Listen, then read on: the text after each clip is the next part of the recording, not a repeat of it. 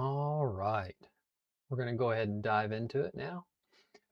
Just some changes that I'm going to be communicating with my channel and how I'm going to be creating my content. You can see here that now I've started using my new recording setup, got me a nice new light and mount.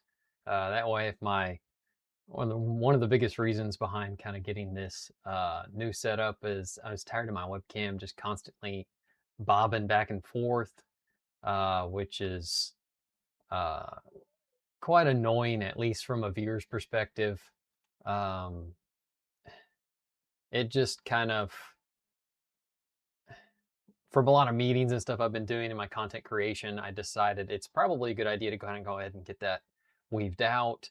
With having content with shaky videos, it's kind of a nuisance a little bit, and a little bit on from the editing perspective. It's Well, you can filter it and stuff, but anyway, I'm kind of rambling a little bit, but I'm excited for this new recording setup that I'm going to be using going forward.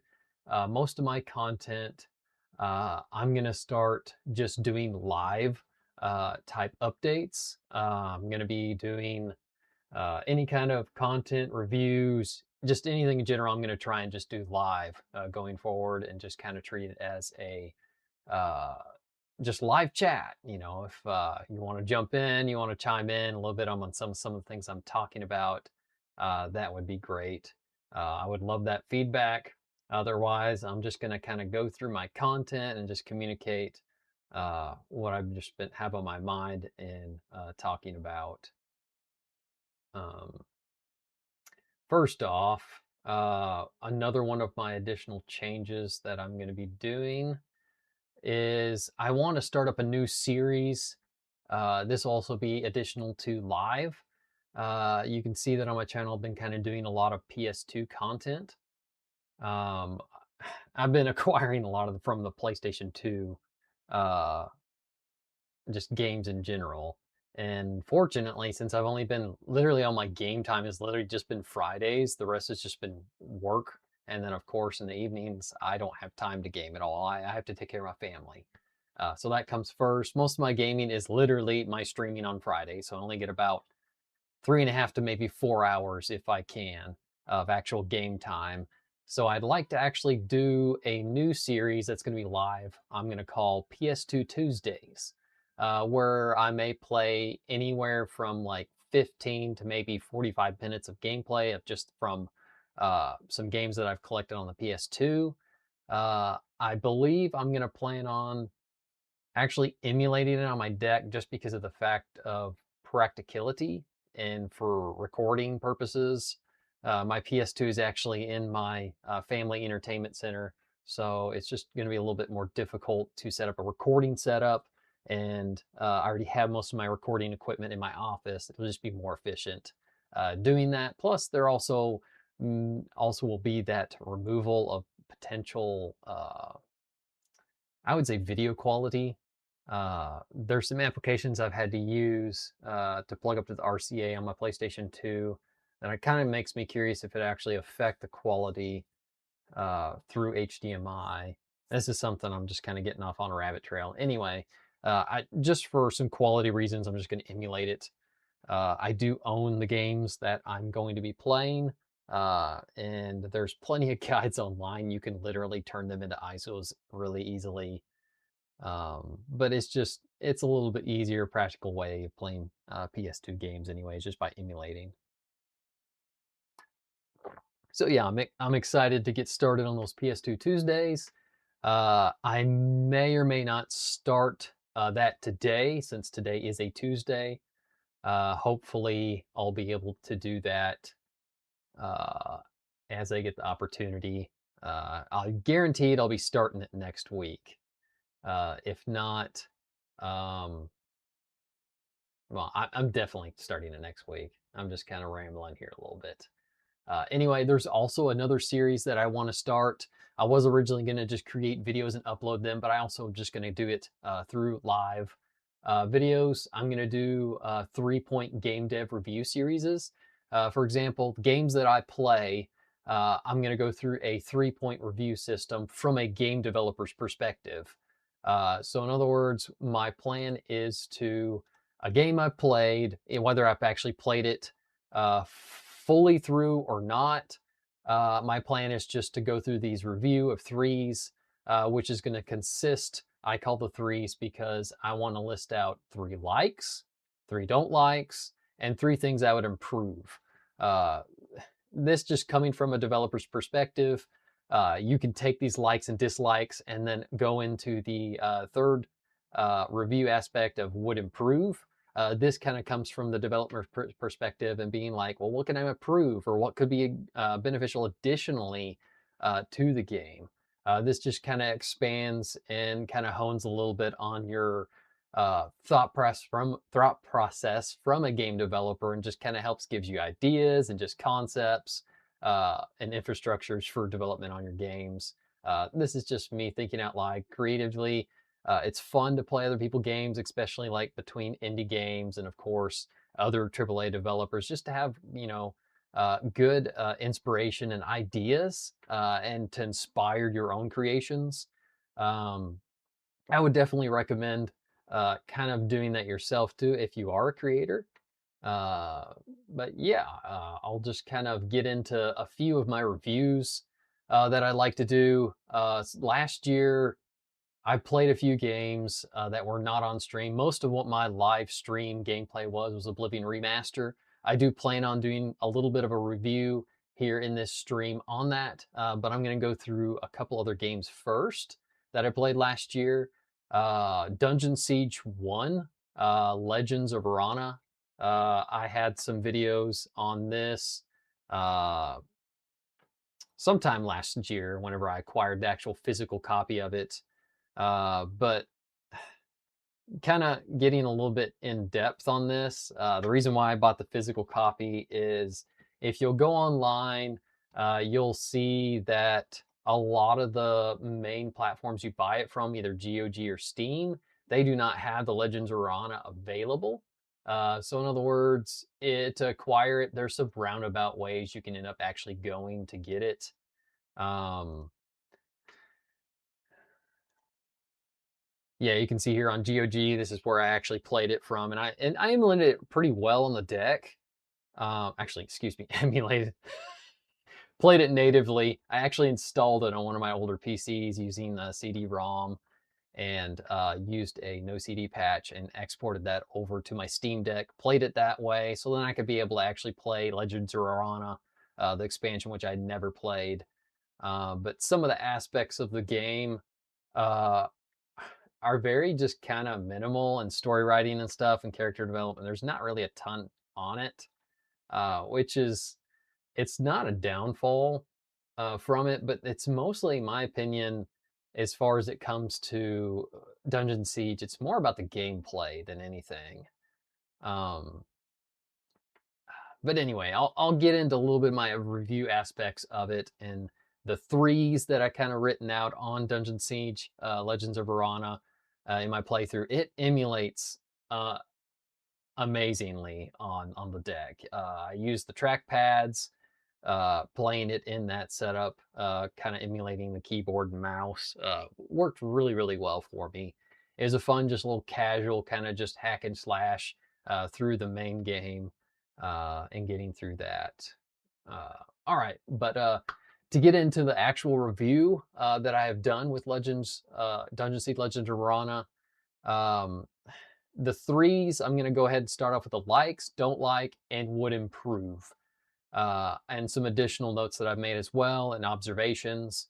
The likes, like I said, it's a fun hack and slash. It's a very casual bird's eye hack and slash. You just kind of mow through it between 3 different character builds: a mage, a ranger, uh, or a warrior, of course. It's very simple. It's not overcomplexed with the character development and leveling process. It's very just casual. Not much really you need to have to do as far as min-maxing and stuff. It's really just you just kind of play and hack and slash and just mow through it. Navigation's simple and easy to walk and find and complete quests. The story is next to little acquired knowledge and doesn't really give much on specifics. Like I said, this is great for just casual on and off play. It's great if you don't want to invest too much in a story game or character development, and you're just looking for some quick in and out gameplay, and you don't mind playing something older. I highly recommend it. Other than that, I'm gonna move into my don't likes. And these kind of stood out the most to me, which there are some mods that can kind of fix this on Nexus, I believe. The strength and dexterity and intelligence, the balance as far as the leveling process is off. Because when you compare it to items you find early on, for example, sets or uniques, uh, you can't use them right away, which is kind of strange. It's like your level is good to use the item, but your strength, dexterity, or intelligent is restricting you from using the actual item, which is it's so frustrating sometimes when you run through that because it continuously does that in the game, and so it really what it does is in this process of making you wait to use it. By the time you're actually able to use it, you're finding better items in that moment than when you originally found that item. So this is can be corrected through mods, but this is actually I feel like an imbalance that they created in the game, which is unfortunate. But another I don't like some of the gear is just plain silly looking, but it's also kind of what adds to the nostalgia and just kind of hilarious factor of Dungeon Siege because some of the hats and just various uh, just modular equipment that you can equip your character with. They're just really goofy and funny. But so it's kind of a don't like and like with me. But as far as a fantasy setting, it's okay. But just coming from my perspective of most fantasy, I don't really care for that stuff. But it's seems to me like more an MMO kind of thing. Uh, what I also another thing I don't like is I noticed it was, and this is probably even when I remembered originally playing, even on the classic PC with keyboard and mouse. It's so easy to just select your party members, and in doing so, it makes it very difficult to keep reselecting. Granted, I would be playing on the Steam Deck, and you have to use a Steam Deck trackpads to reselect. It's kind of tedious and annoying. I think there was an all select, but you actually have to implement it through keyboard settings. Excuse me.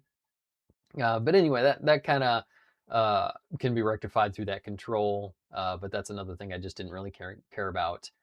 So as far as improvements for Dungeon Siege Legend of Rana, the strength, dexterity, intelligence, balance definitely needs to be calculated. So that would be an improvement that I would make. Granted, I'm not going to do it myself, but it's just something, an observation in my review process that I would like to update and improve. As far as it came from the auto picking up method, there should be a filtration system that you can specify which type of items that you'd pick up. With auto pickup feature, it literally would just pick up everything, even garbage items, which is unfortunate. And it's unnecessary because as far as in between that you would go between like vendors and stuff, it's kind of pointless picking up a ton of stuff to sell. You're just really you're only at least this is just the way I feel. Maybe it's just me as a player playing Dungeon Siege, but I felt like the most thing that was worth picking up is things that were higher unique items for selling if we're going to use it, or just picking up straight gold. And because they vendors were just few and far between, which it isn't a don't like for me. It kind of added the nostalgia and just kind of uh, survivability of that aspect of not always having a vendor or trader at your disposable use. Uh, Anyway, moving on to the next improve, could benefit from a revised spell system. Learn spells instead of only having a spell book. Basically, how the system works, you add it to your spell book. You can only have like 2 spell slots. There are controls where you can actually kind of sift through your different spells that you have in your spell book. I'm not really fond of it. It's kind of wonky, but this is also an older game. It came out very early 2000s. But anyway, learn spells instead of having a spell book and add what you find. This could allow a larger library of spells for mage type characters or even hybrids of, wizard and multi-class type characters. They could be learning spells and consume the spell, adding to the spell book, which has no max number of spells in the book, adding a slot system for quick change for different spells. This would also be kind of like, I really kind of there was a system to where you could literally like press numbers or cycle through your spells to be able to access that. It was kind of different, but your traditional like most MMOs where you'll have your just hot bars and be able to use that. I think that would have been more beneficial for being able to use a selection of different spells. But you're also talking about selecting multiple characters, so it'd be a little bit more difficult. But anyway, those are my threes of the likes, don't likes, and would improve. Uh, as a notice, some Easter eggs that I kind of noticed from the game, and this also comes from the era that it was developed. You can tell that the game was designed around when Star Wars Episode 1 was released, because you can see machine-like enemies, and they have some type of firearms and lasers and flamethrowers and stuff. Granted, it kind of is nostalgic to a fantasy setting like steampunk, but you can see a lot of just different nostalgic references to Episode 1 of Star Wars Phantom Menace just because of, well, clankers, and it's really just the Clone War era in general. But anyway, it's just interesting thought, and someone could potentially make a Star Wars game out of it, which someone may have that I haven't noticed, but anyway, it's just a neat thought. That just kind of concludes my reviews on Dungeon Siege Legends of Rana. Uh, as far as a recommendation on it, it's a fun bird's eye game, and from my opinion, it's great. It's fun. It's a more of one of those casual pickups and play kind of games. If it's not your type of game, hey, then don't play it. I am definitely one of those, and I am trying to ride more along the lines of when you play it and you're not feeling it, don't play it. I mean, come on, move on and just actually play something. And if you're feeling it and it's good, then jump into it and keep playing it. Just kind of dive into what you're feeling, because games are really hobby time. So you kind of need to look at it from the perspective of my time as well. If you're about the same age as me, late 30s, uh, your time is valuable in hobby time. So you don't always have a whole lot of time to do that. So it's kind of good to evaluate that time. And if you're not having fun, you're not feeling it, find something else that's better, because just me personally, this kind of time is my decompression. It's to have fun, to be casual, to just get away from those typical both life challenges and work challenges, home life, all that kind of stuff, because there's lots of different troubleshoot things you got to go through in life and frustrations. And just me with having those so many different aspects in my, you know, just those aspects, it's just nice to have a hobby chill experience and not have to be dealing with a whole lot of issues and struggles and fixes and stuff. But I'll go ahead and get into my next game that I actually played a little bit of, which I picked up sometime last year, which is Lord of the Rings: The Third Age. I have it for PS2, and I didn't play it 100% through. Um, it's it's one of those games you really don't want to like. At least just my feeling. I was just playing it as like I kind of mentioned. If I wasn't feeling it, I was going to drop it. I put about, I don't know, maybe like 5 hours into it. It's fun. Just kind of jump in, play for a little while. Very, very casual. Um, but I'll go ahead and get into my threes review and just kind of give you some insights that I saw on it, and go from there. So in the threes, the do likes, I like how it's a fun, casual, linear game flow. I like that it's neat integration with the movie content. It's kind of a neat perspective that you're actually this other fellowship kind of coming up behind the scenes of the actual fellowship in the movies, and just kind of help you end up running into Gandalf at some point. and then end up fighting. I forgot which that demon character is. You can see here in the main cover of the game. Anyway, it's just kind of a neat integration with the movie content. There's lots of different cutscenes and stuff.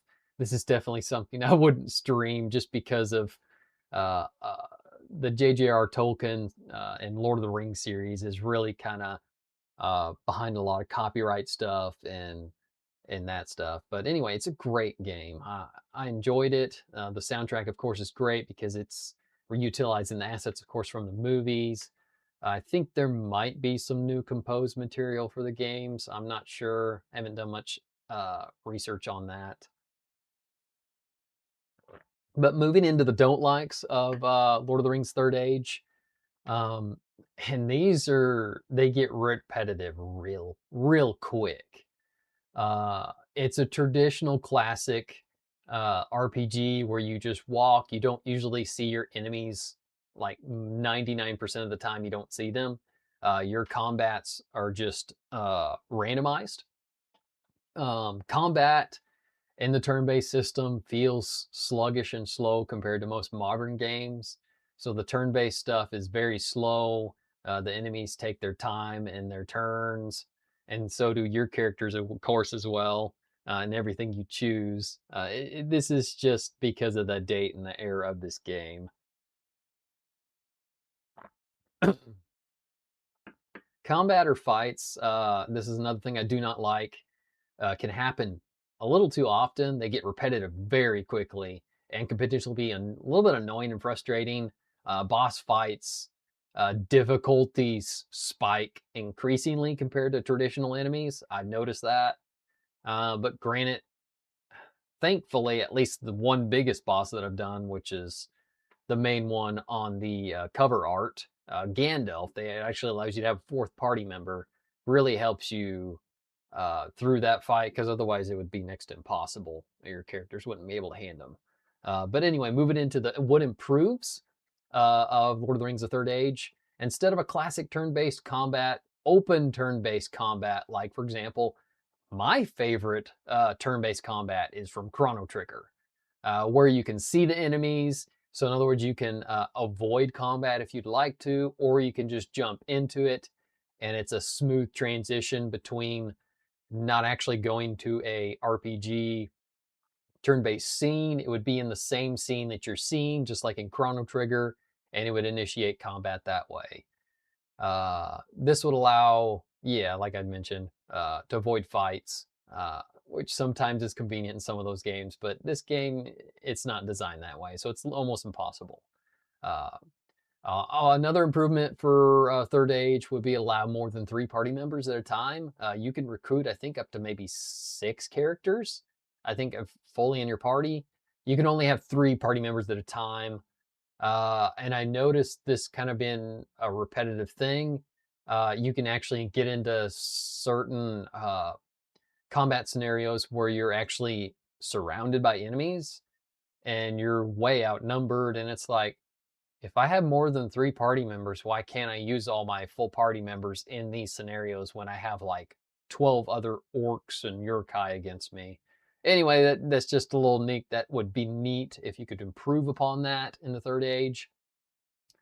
Also in the Third Age, the story could have been a little bit more off the beaten path of the movies. Potentially, they could have been assigning other various aspects that had turn of events in the movie. Much more engaging to the player's actions. Example, the player tasked with protecting the people at Helm's Deeps. Whole, like, this is just a scenario where, in other words, if you're basically helping those that were at Helm's Deep flee from that war, basically, that was going on in Two Towers. Uh, these are just some ideas and thoughts that could go in writing. Granted, I'm also talking from the perspective that I have not played it 100%. But as far as I can see from the writing, it's not bad. And they're just utilizing a lot of the main story assets from the movies, and of course, that which they cater off of the books, which is my opinion, always the best. But you can't always get that same representation from book, movie, video game. So you're just seeing just some different effects of when it kind of trickles down. That kind of concludes my 3 reviews of The Lord of the Rings: The Third Age. Um, Getting into my next 3-point review, um, I could talk more about this, and I'm going to get into Avowed. And this is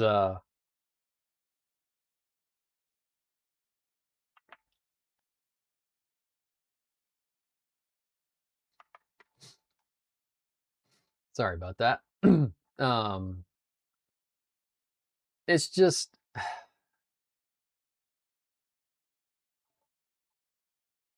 Avowed is a great game. I'll just say that first and foremost, and don't let my opinion sway you, especially with the actual reviews of the game are very positive. This is just my experience because of me being an older gamer and having experience with Obsidian Studios, Obsidian Entertainment. I felt like their writing for this game was just very different than some of their predecessors. And that I think kind of got me most on that. I was a little bit disappointed on that. Um, but I mean, it's just how it is. I mean, everybody has a different taste, different kind of opinions of what they want. But I'm just going to go through most of the stuff that I kind of had quirks and stuff about on it. And all of the features and the core concepts I felt like were great. I think the one main thing I didn't really care for is I felt the flexibility and versatility of magic was lacking. Um, I mean, grant there was a bunch of different things you could do through basically the Rangers or um, the Wizard, but I felt like it was too centralized to those particular classes. Like it didn't really favor much of multi-classing, just from my perspective. Um, I might jump back in this eventually, but right now in this moment, I'm definitely not feeling it. So my plan is to just kind of move on from this gameplay, and then if I want to come back, I'll jump back in it. But let me go ahead and get into my 3-point review, kind of on Avowed, my do likes and my don't likes, and what I would improve. Do like either combat feels absolutely satisfying. Your impacts feel like you're actually interacting with what you're hitting. The slow-mo kill moves are smoothly implemented within the first person. The animations are absolutely great. Uh, all of the statics and just the pretty effects, the art style is just astounding. I love the art style. Granted, I played on a Steam Deck, and I couldn't get the full potential of what it could be. And that really I felt like kind of drawed away from its initial full potential to a degree for me. Let me get back into my my do's. I'm getting a little bit off on a rabbit trail here. Uh, I enjoyed the linear design with not being super overwhelming to the player. There is lots of explore, but not open-ended to an extent to where you just are overwhelmed. I appreciate those style of games, especially since I've pretty much locked out mm, like my favorite open-ended world games, which just so happen to be the Elder Scrolls series. Those are great open-ended world games. And I've kind of locked down most of my games for that because most open world games tend to take a ton of time. So I appreciate that it's a linear design. It's a much less time spent game that you can actually put into it. But granted, uh, I might come back to it later. We'll see. Um, Also, getting back into my do likes, platforming. It's actually it's designed really well for platforming, for jumping and for climbing over objects. I was pretty impressed. I wasn't expecting it to be that well uh, optimized for navigation. There were a few wonky moments, but they were very far and in between. But I really enjoyed that. There were basically some repetitive, puzzle aspects of navigating difficult terrain that I saw. I don't really remember seeing very many puzzle interactions, like dungeon elements, that I'm normally used to. For example, in like Pathfinder, Dungeons and Dragons. I did really like the godlike abilities. They tended to favor a few aspects of what I liked about the kind of character builds that I would go through. And probably my most favorite aspect of Avowed is the soundtrack.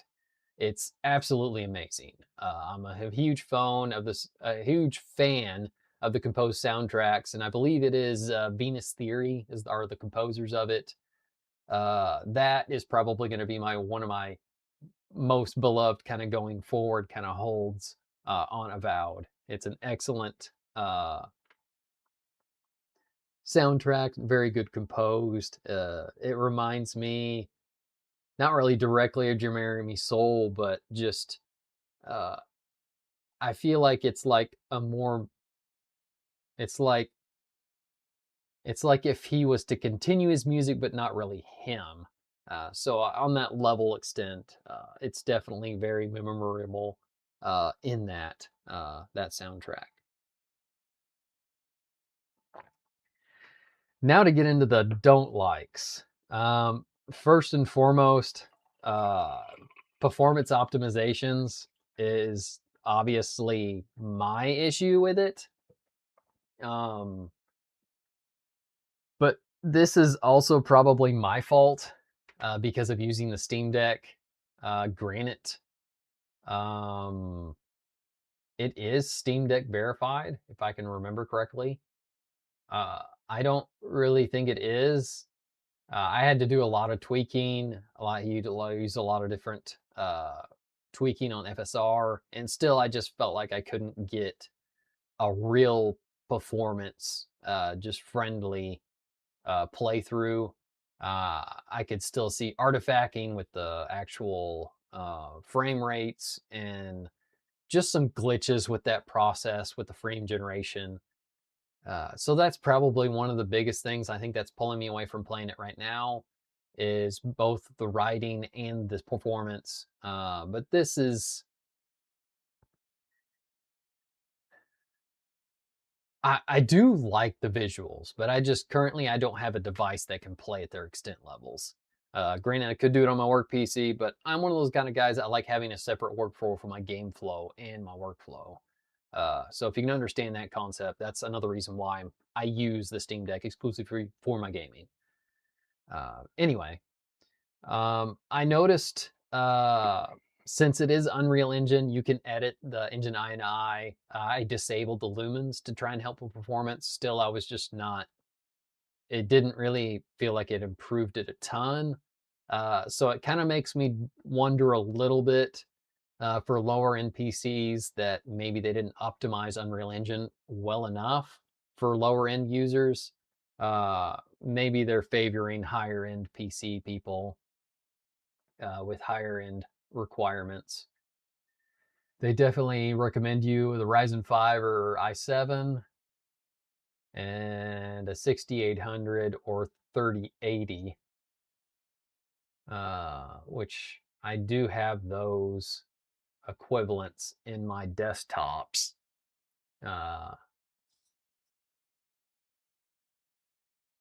Actually, not in my workflow PC. I have an i3. But anyway, those are their recommended. It says recommended either a 5 or an i5. Uh, that's why they do minimum requirements because it's a GTX 1070 or an RX 5700. Uh, yeah, I don't know. I just feel like you could just say it's my fault if I can't get it performance friendly. Anyway, but that's my don't like. The combat I noticed gets super repetitive. It felt almost like I was hitting constant encounters, which was a little bit annoying at times. Um, It just felt almost kind of like an MMO. Like uh, in Skyrim, if you even play vanilla Skyrim, you're not constantly bombarded by constant encounters, unless you're playing Fallout. Um, I kind of like to, chill and go for a walk and enjoy the scenery. I feel like this kind of game is meant to be enjoyed visually because of the art appeal to it. But I didn't get that feeling because I felt like I needed to rush to my next objective because then I'd be constantly hitting enemies left and right, which I didn't want to bother. I was just wanting to start run through my objectives.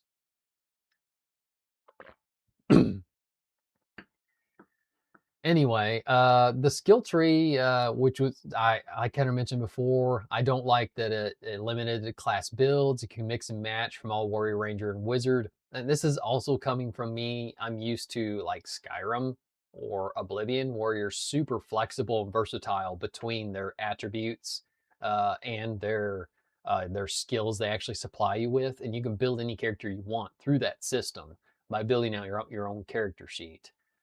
Granted, this is a much narrower. You choose from warrior, ranger, and mage. Each category is a super focused of that character build. You can technically multi-class with them, but I'm a big fan of playing spell swords. So I didn't really see anything that favored a spell sword. I like to generally use some type of offhand spell ability and then a one-handed weapon, whether a mace or a sword. This is just how I kind of role play these kind of characters anyway. Uh, but that's just kind of coming from my concepts of a lot of how Oblivion systems work. I really prefer the spell casting and crafting in most typical BGS games, the Elder Scrolls series. And this kind of doesn't really go along those lines at all. Of course, it's underneath a skill tree. It feels very Diablo-esque, which I'm not criticizing, but I like that kind of setup. But I just couldn't get that quite character that I was wanting to build out of it.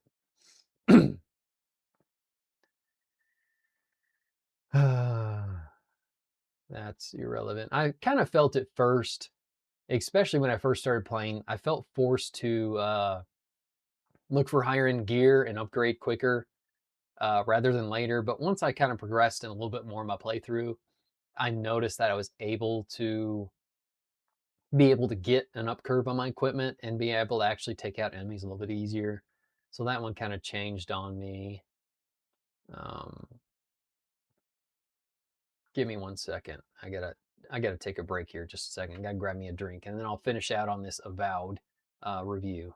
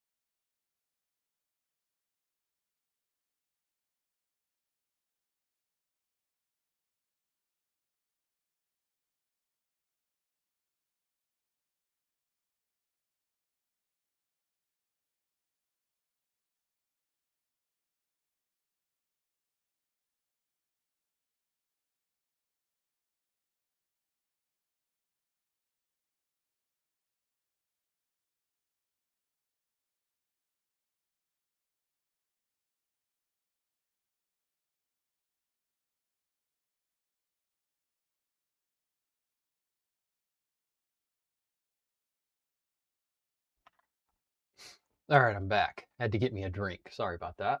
All right. All right, back into Avowed, my 3-point review. I'm talking on the don't like section. I just talked about basically having to feel like you had to upgrade your equipment early on. Uh, I didn't really feel like this kind of stretched out. Once I kind of progressed a little bit more in my further part of my playthrough, it felt like gear was a little bit better, and I was able to find the resources I need to upgrade. But also kind of continuing on, I don't like the parkour or terrain navigation is great. However, I did feel like it could benefit from puzzle-like elements with dungeons. So in other words, this is my Zelda fan kind of coming out of me. Uh, at least from what I experienced, it benefit from platforming by solving like navigation, like just simple aspects of like having little platforms to jump on, potential like hazards or some kind of traps that may come out at you. I didn't really see elements like that in it. I did like that, for example, the freezing grenades allowed you to freeze water, and then you could use that as a platform to navigate. That was a pretty neat little feature I saw in it. But that's pretty much all I recall actually kind of seeing additionally to actually platforming. One of the biggest things that I probably also did not invest much in, which was also my most dislike, and this is also me looking at past Obsidian Entertainment games, the character development. I felt like it was severely lacking. I felt that it was very underwhelming compared to previous titles. I personally just didn't feel engaged to invest in developing a relationship with them, like even actually in my camp, talking to them and getting more to know about them. Um, I don't know. This may be just me from my perspective because it's a great game, but I'm coming from a perspective of, for example, like in KOTOR, that's the game you play because you're all about the character development and the actual game writing, and it's absolutely like night and day difference. Granted, we're talking about multiple generations difference, so you're probably talking about a lot of different developers that are no longer there. So that may be the case, but expectations, at least for me in my history, they're pretty high for at least that development with Obsidian Studios. Because if you play New Vegas, yeah, excellent writing.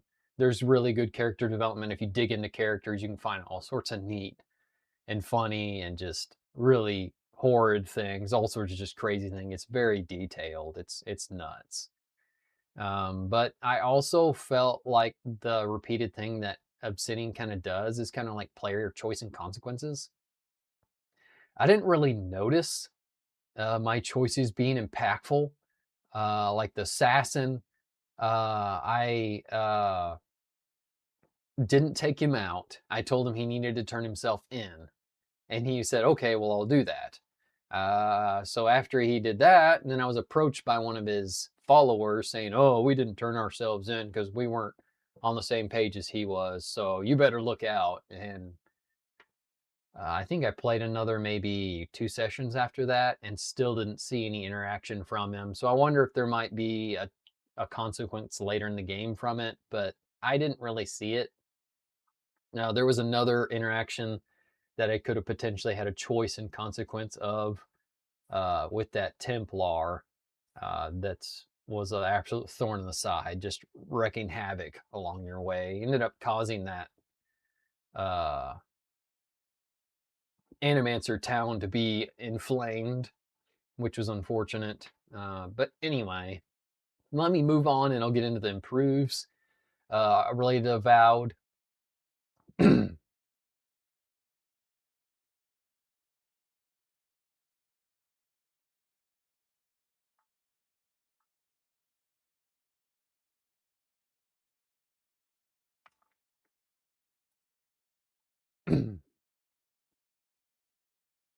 Sorry, I've been doing a lot of talking today, so getting a little hoarse. Um, but let me get back into concluding out my Avowed 3 point review. Into the improve section.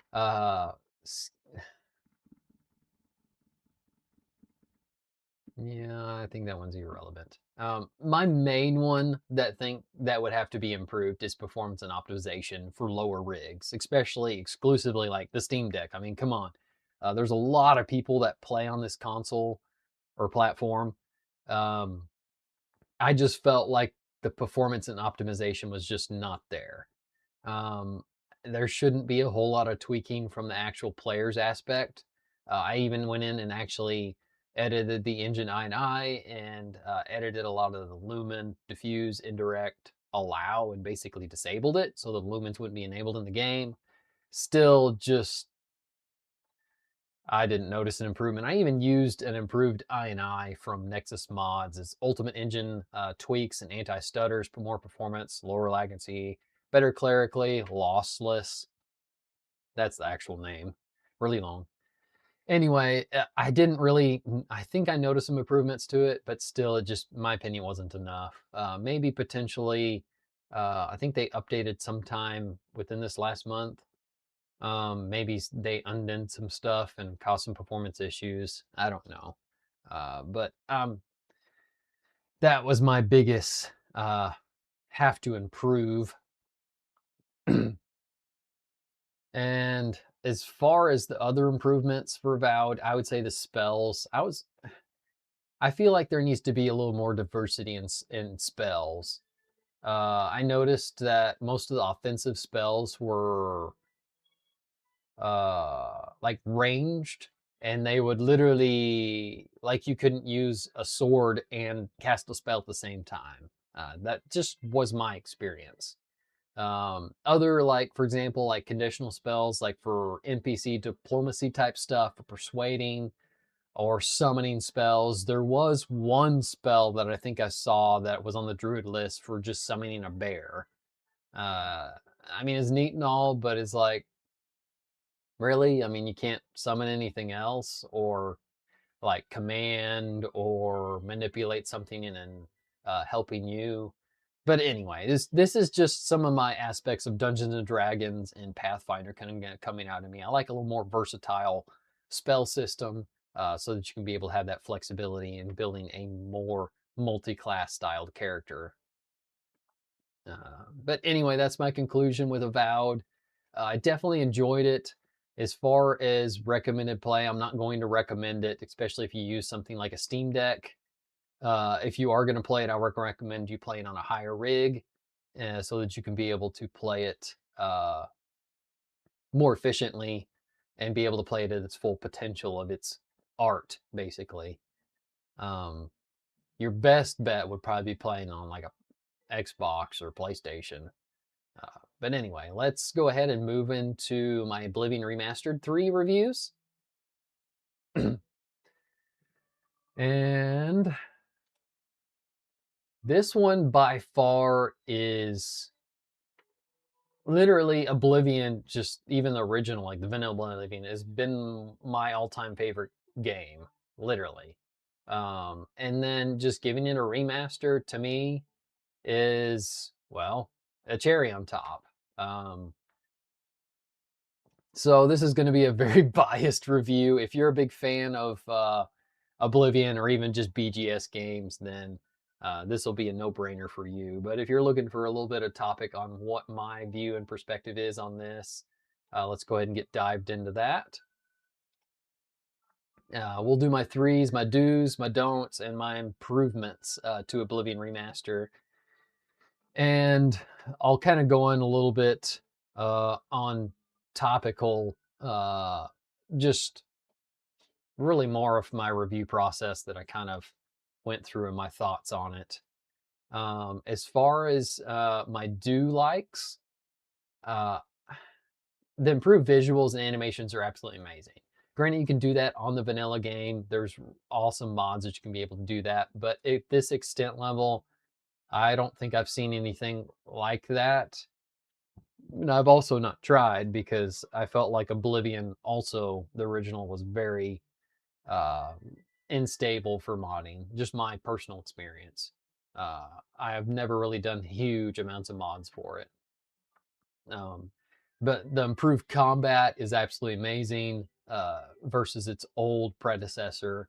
The old style Oblivion was more of a hack and slash.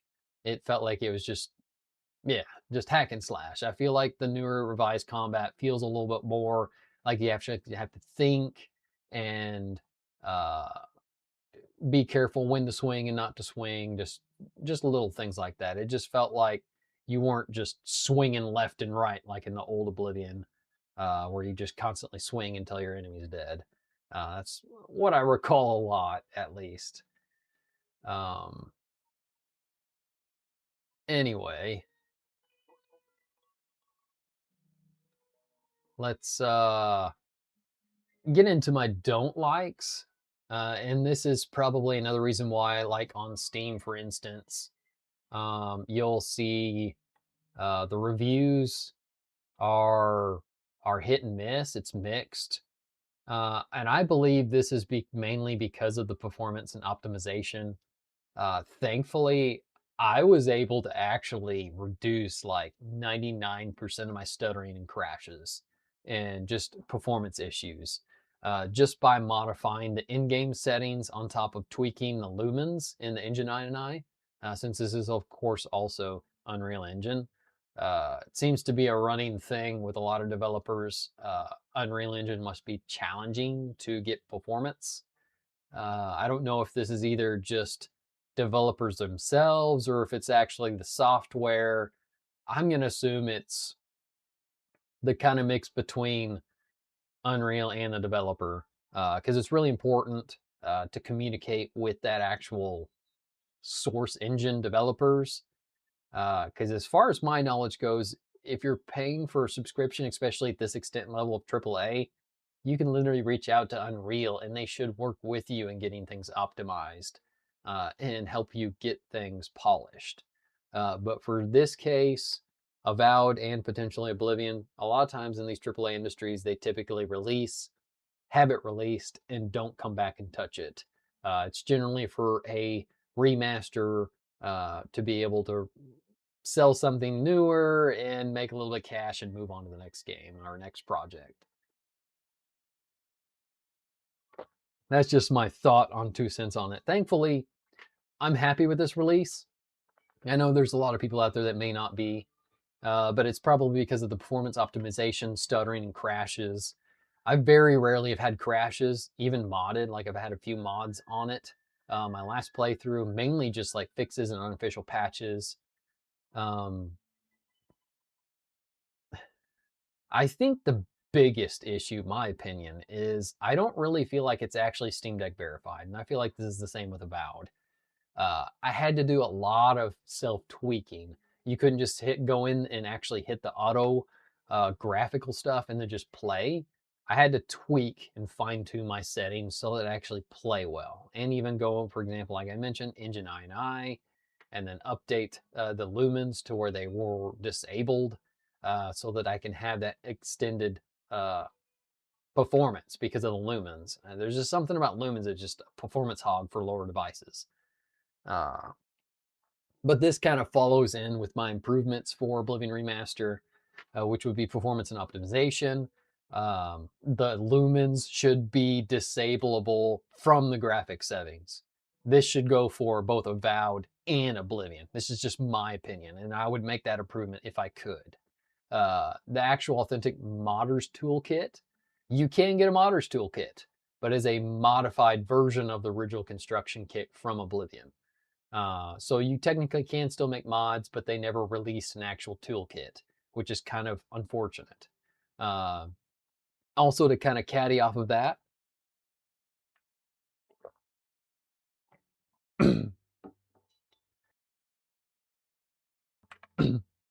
to caddy off of that,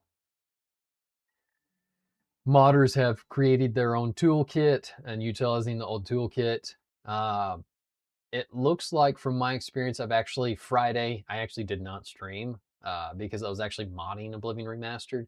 And in this process, I learned that using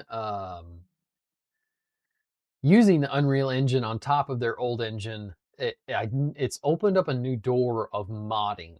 I noticed people using your traditional like OBSE, Oblivion Script Extender, and then there was also some Unreal Engine 4 scripts extensions. So there's two different platforms that they're using now for adding additional scripting, which is actually really neat. So maybe this might potentially open up more doors of opportunity for modding purposes later down the road. I don't know. We'll see. Time will tell. Um, I'm hoping that Oblivion Remaster is going to be an excellent platform later down the road for the modding community. There are some pretty decent mods out there right now. I'm going to be doing a new playthrough of Oblivion Remastered. I think I'll be doing another replay through it starting this Friday. I have a mod loadout. I'll share that in my posts and which mods I'm actually going to be using within that. But going into a little bit more on Oblivion Remaster, uh, just in short, my experience, it's amazing. Absolutely loved my experience. I highly recommend it if you've never played, but will require graphic tweaking. If you don't have a good PC, I don't recommend on the Steam Deck. Yes, I played it on the Steam Deck, but I don't recommend it. If you have something better than a Steam Deck, if you're playing on consoles, I don't have an experience at all on the platforms because I've actually heard from others that it's not good. So you might be better off just getting on PC and having a good PC. But granted, you can buy pretty cheap PCs online that have really good performance experiences. For example, I can think one offhand. I don't know what brand it is, but you can buy mini PCs for like around 600 uh, that will get you more than enough performance to play this game. So there's no excuse on that, but I definitely recommend on the PC platform just because of the flexibility of you being able to actually tweak and refine your tune settings on that. Um, if you've never played Oblivion, I would highly recommend playing Oblivion Remastered. It's the best, my opinion, to play. If you're coming from the perspective, I don't have the performance to play it, then play Oblivion Vanilla. But just granted, they are polar opposite like experiences visually and life of improvements of features and just so many just different aspects of it that it's just better to play the remaster, my opinion. Let's see here.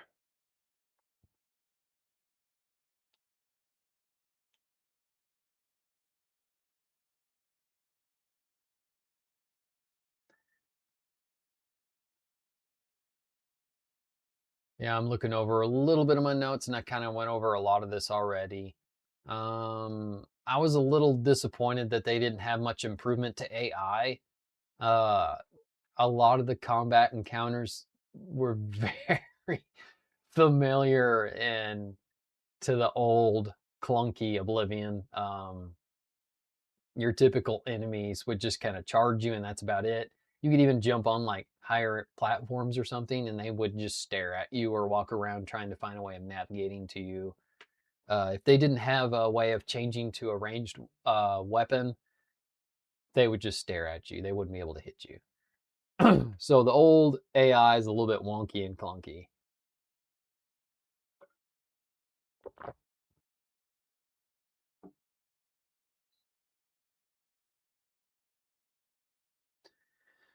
Anyway, these are a lot of my just opinions and thought processes on Oblivion Remaster. Also, to kind of caddy off of a little bit addition to it, I actually really enjoy the new leveling up system. The old leveling system required you to min max your attributes to be able to get your max plus to your attributes. They scrapped this system and they gave you more of a set number each time you leveled up.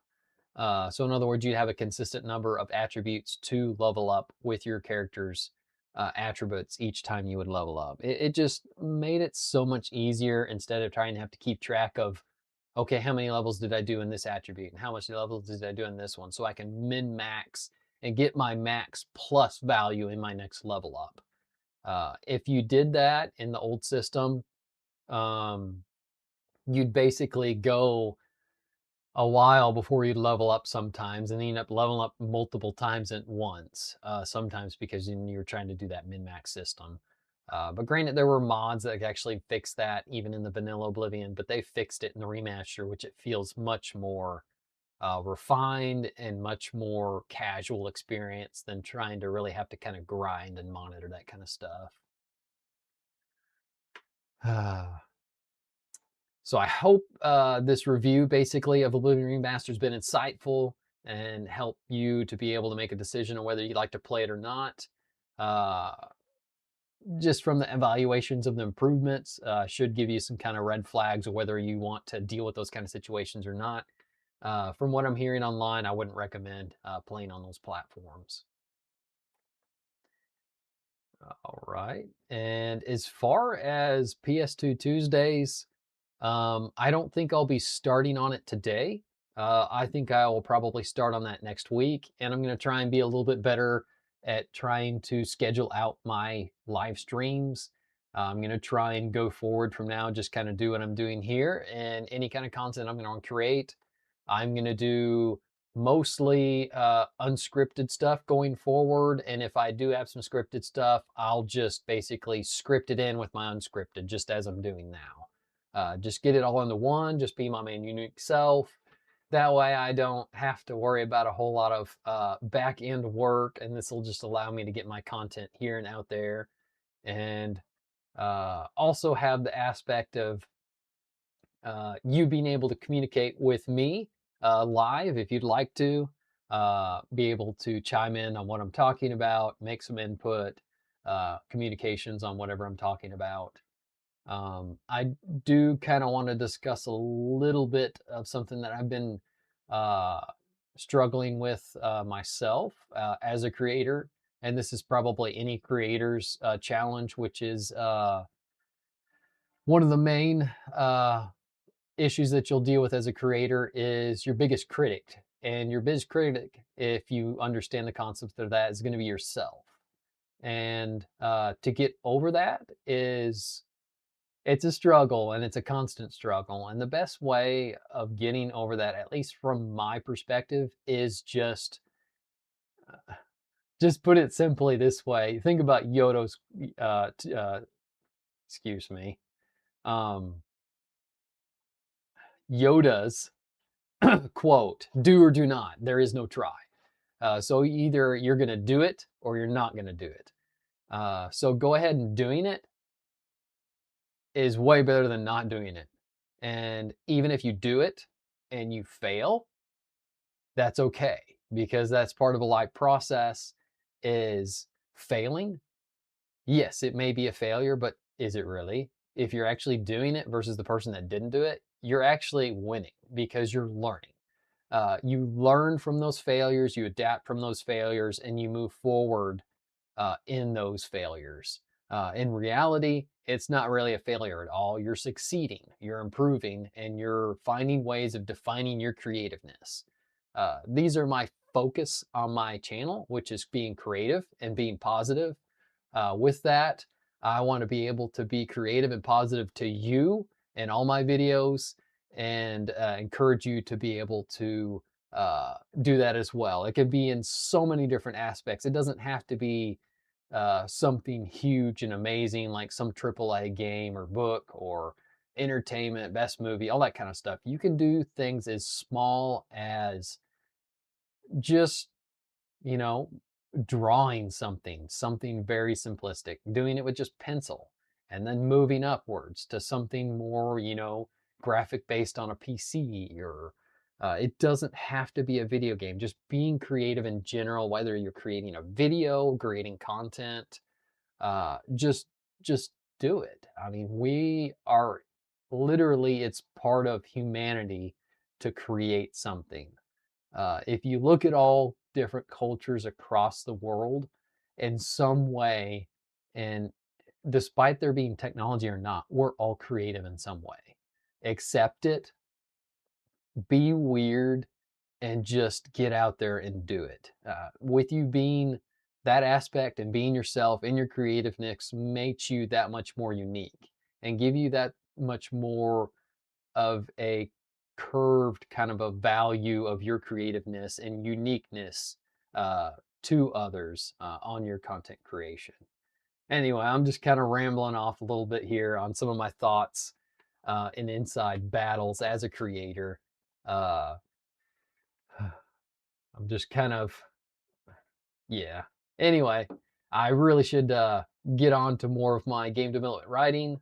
Some of those aspects I may discuss more later on game design documents and the aspects of that. It's really important to have a well-structured setup if you're trying to do larger creations.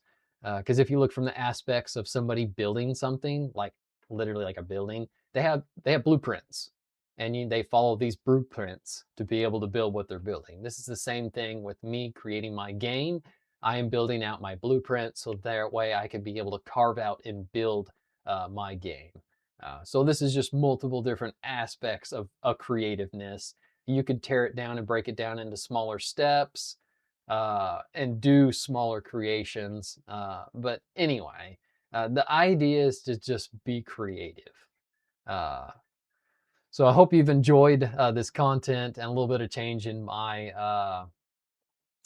content creating forward. I'm going to be streaming this Friday. I plan on streaming at 1 p.m. Chicago time. And if all goes well and I'm feeling it, there'll be an Oblivion Remaster playthrough again. I'll be starting a new playthrough and with a new mod loadout. I'll post on those mods what I'm going to be playing on that. Anyway, as always, be positive, be creative. Have a good one. Goodbye.